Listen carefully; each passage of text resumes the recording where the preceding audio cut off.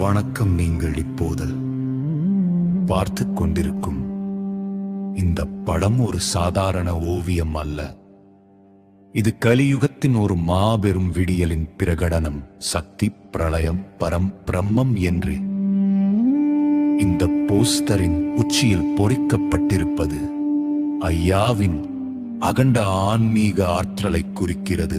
பிரித்தீர் வருடங்களாக தவம் இயற்றி பிரபஞ்ச சக்தியை தன்னுள் அடக்கி வைத்திருக்கும் ஒரு மகா புருஷரின் உருவம் இது. இந்த படத்தின் மையத்தில் ஐயா சிம்மாசனத்தில் அமர்ந்திருக்கும் கோலத்தை பாருங்கள். இது வெறும் அதிகாரத்தின் அடையாளம் அல்ல, இது அகிலத்தையும் காக்கும் கருணையின் அரியாசனம். அவரது வலது கரம் உயர்த்தப்பட்டிருக்கும் விதம் அஞ்சேன் என்று நம்மை அள்ளி அணைத்துக் கொள்கிறது.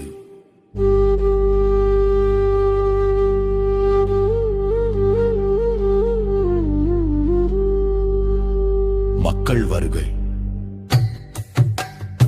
ஏன் மக்கள் ஐயாவை தேடி வருகிறார்கள்? ஏனெனில் உலகம் இன்று கர்மாவின் பிடியில் சிக்கித் தவிக்கிறது. இந்த படத்தின் கீழே உள்ள வாசகத்தை கவனியுங்கள். கலியுக கர்மாவின் உலகத்தில்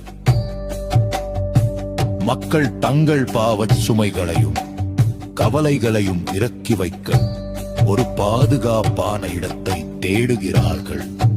அந்த இடம்தான் ஐயாவின் சந்நிதி. நேரடி பார்வையால் ஞானம்.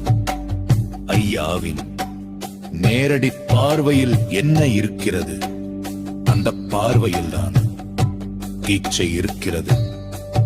குருவின் கண்கள் சீடனின் கண்களை சந்திக்கும்.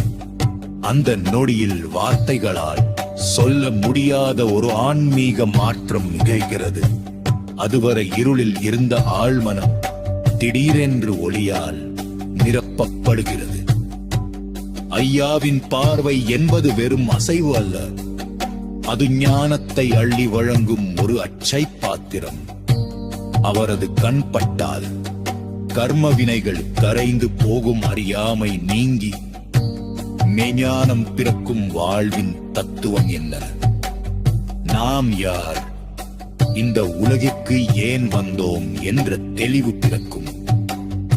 இந்த போஸ்டர் ஒரு அழைப்பு. கலியுகத்தின்